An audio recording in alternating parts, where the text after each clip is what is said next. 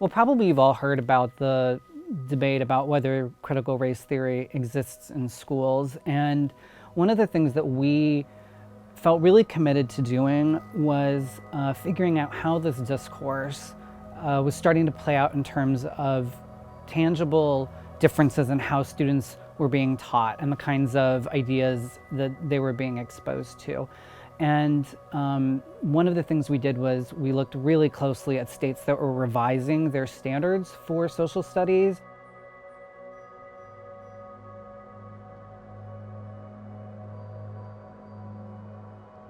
We actually spent hours going through, page after page after page after of state standards, looking at these across a number of different states.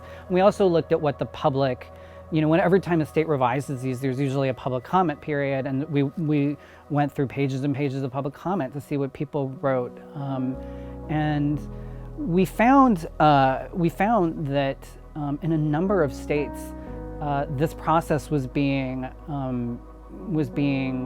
disrupted really by this dialogue about critical race theory. So for example, I think in New Mexico there were over 2,000 pages of public comments, which is almost unheard of in that state. We saw South Dakota had a draft, which was created by a work group of teachers, which is the normal process, and then sort of without warning, the State Department pulled it back and totally rewrote the whole thing, and then ended up canning the whole thing. So they actually threw it out, and they've started again later this year, and they now have a new draft out.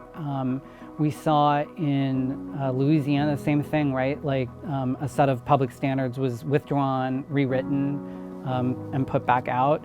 And a lot of the public comments that came in about this were from people saying these standards had critical race theory in them, even when frankly a lot of the times the language was fairly anodyne.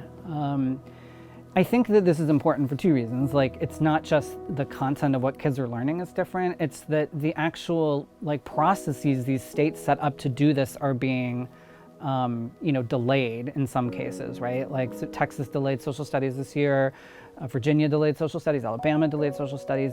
So there's, and there are different reasons for that, but the whole process is was being sort of thrown off by this.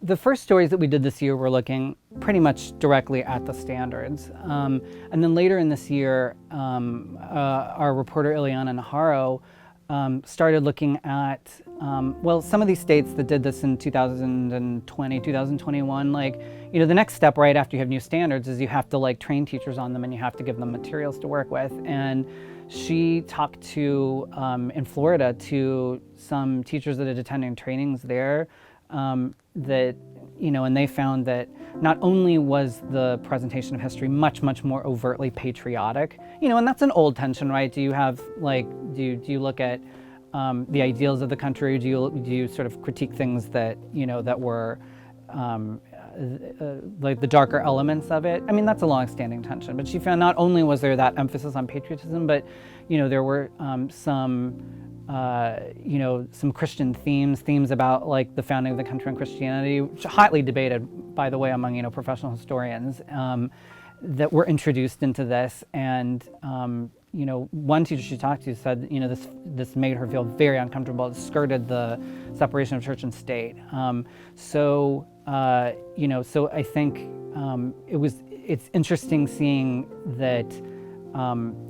Once you've completed standards, there's this whole other element that picks up, which is how are people, going to be trained to use them, and I think we're going to see more of that.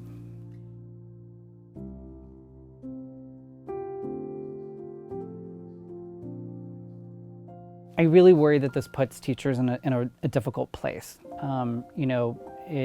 They're ultimately the ones that are responsible for making these things happen in the classroom, and when there is so little consensus about how to do this, it's just really trying for them. And a lot of states, as have passed these laws about trying to outlaw so-called critical race theory in classrooms. And this is really coming down and falling squarely on their shoulders in a way that I think is troubling. So we'll continue to follow this story in 2023.